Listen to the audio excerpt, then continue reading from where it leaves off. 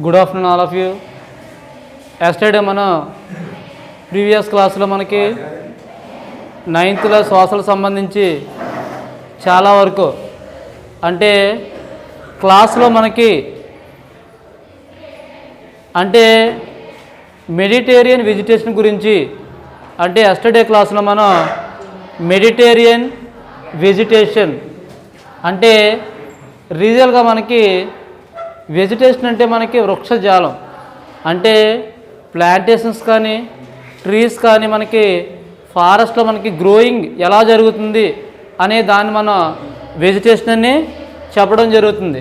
అంటే Mediterranean vegetation గురించి, తర్వాత కోనిఫరస్ అంటే కోనిఫరస్ ఫారెస్ట్ గురించి మనం ఎక్కువగా చెప్పుకోవడం జరిగింది.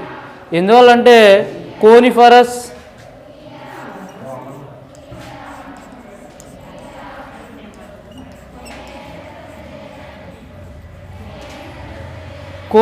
ఫారెస్ట్స్ రియల్గా మనకి కోనిఫరస్ ఫారెస్ట్ అనగానే మనకి హై లాటిట్యూడ్స్ దగ్గరగా మనకి క్లోజ్లీ మనకి రియల్గా చూసుకున్నట్టయితే 50 degrees నుంచి 70 degrees దాకా ఏవైతే మనకి లాటిట్యూడ్స్లో మనకి ఫారెస్ట్ గ్రోయింగ్ జరుగుతుందో దాన్ని మనం ఏం చెప్తామంటే కోనిఫరస్ ఫారెస్ట్స్ అని క్లియర్గా చెప్పడం జరుగుతుంది.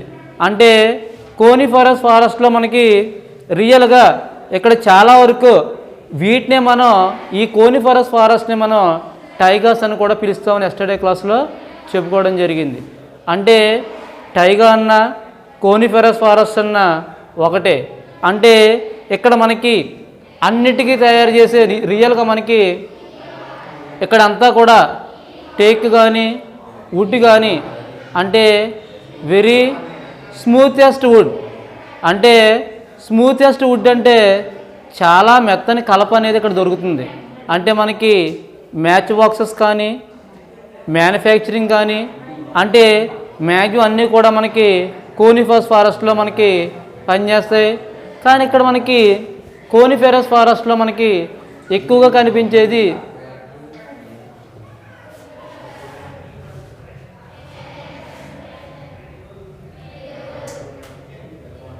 కోనిఫరస్ ఫారెస్ట్లో మనకి ఎక్కువగా కనిపించేది సిల్వర్ ఫాక్స్.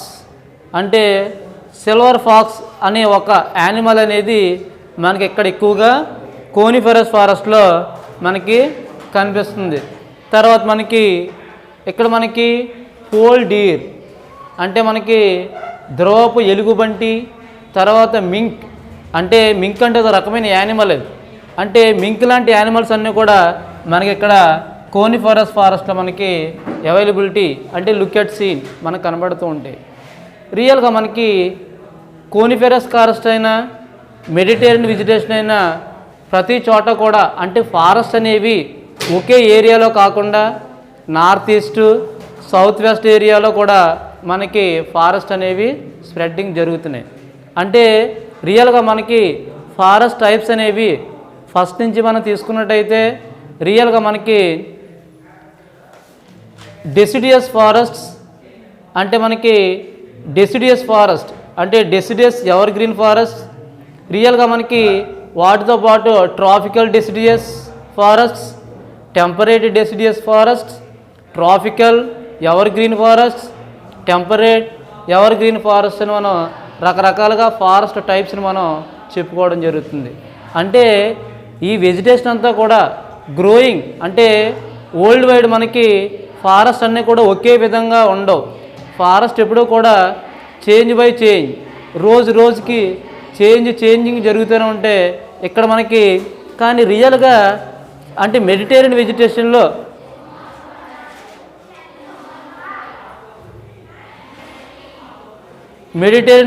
తీసుకున్నట్టయితే ఇక్కడ రియల్గా మనకి వ్యాక్స్ కోటెడ్ లీవ్స్ అంటే అంటే మైనం పూతతోటి లీవ్స్ అనేవి ఉంటాయి స్పెషాలిటీ. అంటే మెడిటేరియన్ వెజిటేషన్ స్పెషాలిటీ ఏంటంటే వ్యాక్స్ కోటెడ్ లీవ్స్ అంటే మైనం పూతతోటి ఆకులు అనేవి ఉంటాయి.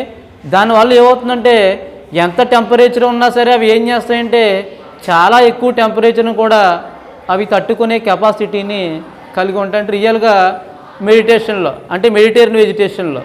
అలాగే మనకి గ్రాస్ ల్యాండ్స్. అంటే గ్రాస్ ల్యాండ్స్ అంటే మీకు తెలుసు, గ్రాస్ ల్యాండ్స్ అంటే గడ్డి భూములు. గ్రాస్ ల్యాండ్స్, గ్రాస్ ల్యాండ్స్ మనకి 2 టైప్స్ చెప్పాం ఆల్రెడీ ఎస్టర్డే క్లాస్లో. మనకి ట్రాపికల్ రీజన్ గ్రాస్ ల్యాండ్స్ అంటే ట్రాపికల్ రీజన్ గ్రాస్ ల్యాండ్స్లో మనకి అంటే ట్రాపికల్ రీజన్ గ్రాస్ ల్యాండ్స్లో మనకి ట్రాపికల్ రీజన్ గ్రాస్ ల్యాండ్స్ అనేవి చాలా ట్రాపికల్ ఏరియాలు. అంటే ఇవి లాటిట్యూడ్స్ అంటే మనకి ఈక్వేటర్కి నార్త్ సైడ్ కానీ సౌత్ సైడ్ కానీ స్ప్రెడ్డింగ్ ఉంటాయి. రియల్గా మనకి ఎగ్జామ్ పాయింట్ ఆఫ్ వ్యూలో మనకి గ్రాస్ ల్యాండ్స్ అనేవి రియల్గా మనకి ట్రాపికల్ అనగానే మనకి ఒకటే గుర్తుకు రావాలి. ట్రాపికల్ అనగానే మనకి ఏమవుతుందంటే ఈక్వేటర్కి బోత్ సైడ్స్ అంటే నార్త్ సైడ్ కానీ సౌత్ సైడ్ కానీ టెంపరేచర్ అనేది ఎక్కువగా ఉంటుంది కాబట్టి దాన్ని మనం ట్రాపికల్ ఏరియాని, ఆ ఏరియాలో ఉన్న గ్రాస్ ల్యాండ్స్ని ట్రాపికల్ గ్రాస్ ల్యాండ్స్ అని పిలవడం జరుగుతుంది. ఇది చాలా అంటే 3 to 4 మీటర్స్ దాకానే. ఇక్కడ మనకి హైట్ అండ్ డిస్టెన్స్ అంటే ట్రాపికల్ గ్రాస్ ల్యాండ్స్లో హైట్ అండ్ డిస్టెన్స్ ఎలా ఉంటుందంటే only 3 to 4 metres. 3 to 4 metres దాకా హైట్ ఉంటుంది. ఎందువల్లంటే టెంపరేచర్ చాలా ఎక్కువ ఉంటుంది అక్కడ. ఆ ఏరియాని మనం వీటిని ఎలా పిలుస్తామంటే ఆఫ్రికాలోని అంటే రియల్గా మనకి ఆఫ్రికాలో గ్రాస్ ల్యాండ్స్ని సవన్నాస్ అని పిలుస్తాం. అంటే ఆఫ్రికన్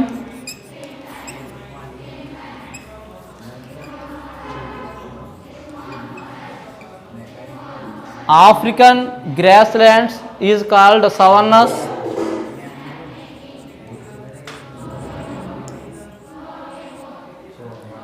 ఆఫ్రికాలోని గ్రాస్ ల్యాండ్స్ని ఏమని పిలుస్తామంటే మనం సవన్నాస్ అంటాం.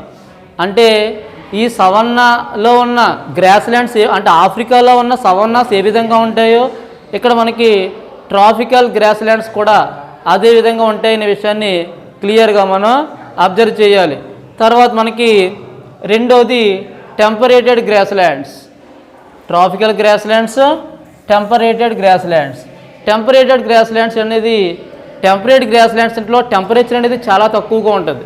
ట్రాపికల్లో టెంపరేచర్ అనేది చాలా ఎక్కువగా ఉంటుంది. అంటే రియల్గా మనకి ఈ ట్రాపికల్ గ్రాస్ ల్యాండ్కి సంబంధించి రియల్గా మనకి ఈ ట్రాపికల్ గ్రాస్ ల్యాండ్స్ అనేవి ఎక్కడ కనిపిస్తాయంటే మధ్య అంటే మిడిల్ లాటిట్యూడ్స్లో మనకి ఎక్కువగా కనిపించడం జరుగుతుంది. అంటే మధ్య అక్షాంశాల్లో ఎక్కువగా మనకి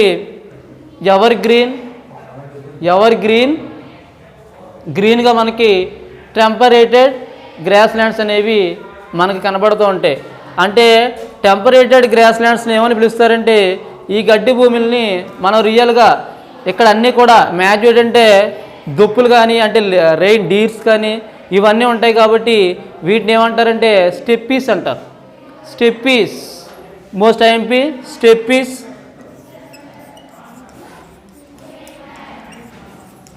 ఎగ్జాంపుల్ మీకు వాట్ ఇస్ స్టెప్పీస్ అంటారు. స్టెప్పీస్ అంటే steppes means grasslands of temperated vegetation. Grasslands of temporary region అంటే టెంపరేట్ రీజన్లో ఉన్న గ్రాస్ ల్యాండ్స్ని స్టెప్పీస్ అని, కోనిఫర్ ఫారెస్ట్ని టైగాస్ అని, అదేవిధంగా మనకి ట్రాపికల్ గ్రాస్ ల్యాండ్స్లో ఉన్నవాళ్ళు ట్రాపికల్ గ్రాస్ ల్యాండ్స్ని ఏమని పిలుస్తారు. ట్రాపికల్ గ్రాస్ ల్యాండ్స్ అనేవి కూడా related and similar to Africa savannas. ఆఫ్రికాలో సవన్నాస్ తోటి వాటిని పోల్చడం జరుగుతుంది. ఇలా మనకి వెజిటేషన్స్ అనేవి చాలా వరకు ఉండడం జరుగుతుంది. నెక్స్ట్ మనకి tundra vegetation.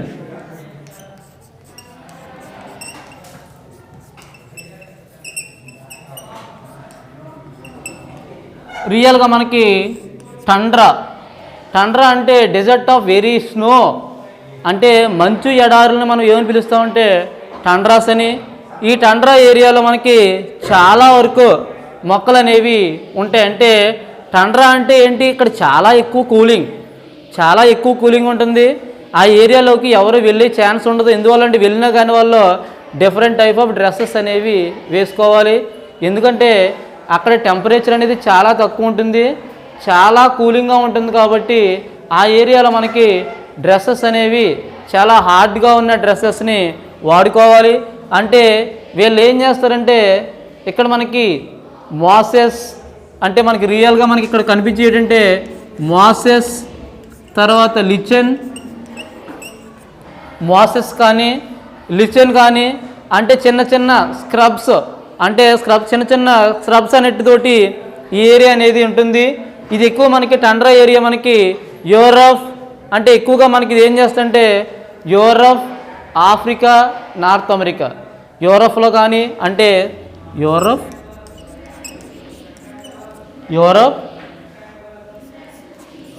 Asia, north America, ఈ ఏరియాలో మనకి ఎక్కువ ఏంటంటే టండ్రా వెజిటేషన్ కనబడుతుంది. ఎందువల్లంటే ఇవంతా కూడా టండ్రా రీజన్ అనగానే మనకి మ్యాక్సిమం అంతా కూడా ఆర్కిటిక్ రీజియన్లో ఉన్న ఏరియా ఇది. ఈ ఏరియాలో చాలా మంచు అనేది ఎక్కువగా ఉంటుంది.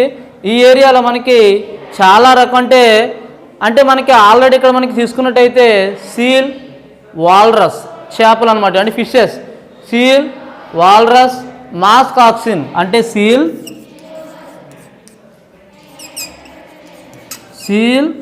వాల్రస్, మాస్కాక్సిన్ అంటే ఇవేంటి జంతువులు. వీటి యొక్క చర్మాలని అంటే వీరి యొక్క స్కిన్ని వాళ్ళు ఏం చేస్తారంటే వాడుకొని రియల్గా ఏం చేస్తారంటే ఇదే ఏరియాలో మనకి పోలార్ ఫాక్సెస్ లేదా స్నో ఫాక్సెస్, మంచు నక్కలు, స్నో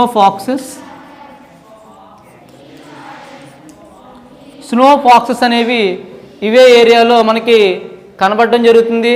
ఈ ఏరియాలో మనకి మ్యాక్సిమం మనకి టండ్రాకు సంబంధించి మాసెస్ కానీ అంటే యూరప్లో మనకి ఏసియా కానీ నార్త్ అమెరికాలో కానీ కంపల్సరీ మనకి సీల్, వాల్రస్, మ్యాక్సాక్సిన్, స్నో ఫాక్సెస్ ఇవన్నీ కూడా మనకి టండ్రా వెజిటేషన్లో కనబడే విషయాలు. ఇక్కడ మనకి వీటితో పాటు ఈ లెసన్కి సంబంధించి అంటే హ్యూమన్ సొసైటీ అండ్ ఎన్విరాన్మెంట్, అంటే ఎన్విరాన్మెంట్ అనేది రియల్గా మనకి ఇక్కడ మనకి కంపల్సరీ ఏంటంటే ఎన్విరాన్మెంట్ అనేది చాలా ఇంపార్టెంట్ ప్రాసెస్. ఎందువల్లంటే పర్యావరణాన్ని కంపల్సరీ హ్యూమన్ సొసైటీ సక్సెస్ఫుల్గా రన్ అవ్వాలంటే కంపల్సరీ మనం ఏం చేయాలంటే ఇక్కడ మనకి ఎన్విరాన్మెంట్ని సేవ్ చేయాలి. అంటే ఎన్విరాన్మెంట్ని సేవ్ చేయాలంటే ఏం చేయాలి? ప్లాంట్స్ కానీ ప్లాంటేషన్ కానీ కొన్ని రకాల ప్లాంట్స్ అన్నిటినీ కూడా వాడుకోవడం అనేది జరగాలి. ఇవి వాడుకున్నప్పుడు కంపల్సరీ మనకి ఇక్కడ మనకి అంతా కూడా సిస్టమేటిక్ మైనింగ్ కానీ తర్వాత ఫారెస్ట్ బిల్డింగ్స్ కానీ ఫారెస్ట్ కానీ తర్వాత మనం తీసుకున్నట్టయితే ఫ్యూయల్స్ కానీ మనం కరెక్ట్గా వాడుకున్నప్పుడు చాలా వరకు డెవలప్మెంట్ అనేది జరుగుతుంది. అంటే హ్యూమన్ సొసైటీకి ఎప్పుడూ కూడా ఎన్విరాన్మెంట్తో సంబంధం అనేది ఉంటుంది. తర్వాత మనకి ఇండస్ట్రీస్ అండ్ పొల్యూషన్ ఎఫిషియెంట్స్. ఇండస్ట్రీస్ మీకు ఆల్రెడీ ప్రజెంట్ టైంలో మీకు తెలుసో తెలీదో మనం ఎక్కువ ఏం చేస్తామంటే వెహికల్స్ ఎక్కువ యూజ్ చేస్తున్నాం. తర్వాత ఏంటంటే ఇండస్ట్రీస్లో ఎక్కువగా మనకి అంటే ఇండస్ట్రీస్ ఎక్కువ రన్ చేస్తున్నాం. అంటే ఇండస్ట్రీస్ ద్వారా ఏమొస్తుందంటే స్మోక్ అనేది వస్తుంది. దానివల్ల ఏమవుతుందంటే చాలా వరకు ఈ స్మోక్ అనేది అట్మాస్ఫియర్లో కలవడం వల్ల చాలా వరకు ఎన్విరాన్మెంట్కి ప్రాబ్లం అనేది జరుగుతుంది. ఫర్ ఎగ్జాంపుల్ మనకి కార్బన్ డైఆక్సైడ్,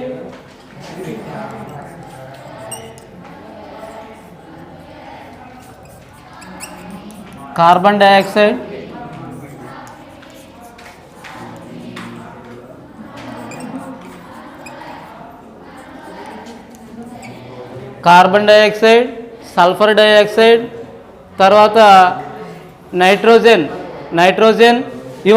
ఇవన్నీ కూడా ఇక్కడ మనకి క్లైమేట్లో మనకి ఎక్కువగా ఉండడం వల్ల ఇవన్నీ ఎక్కడ దొరికితే మనకి అంటే కోల్ కానీ పెట్రోలియం కానీ ఎప్పుడు మనకి availability in under ground.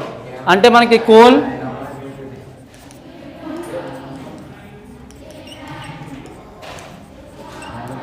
Coal petroleum availability in under ground మనకి ఎప్పుడు కూడా ఇవి అండర్ గ్రౌండ్లో దొరికితే వాటితో మనకి ఫ్యూయల్ ఫాజిల్స్ వీటిని మనం ఎలా పిలుస్తామంటే ఫ్యూయల్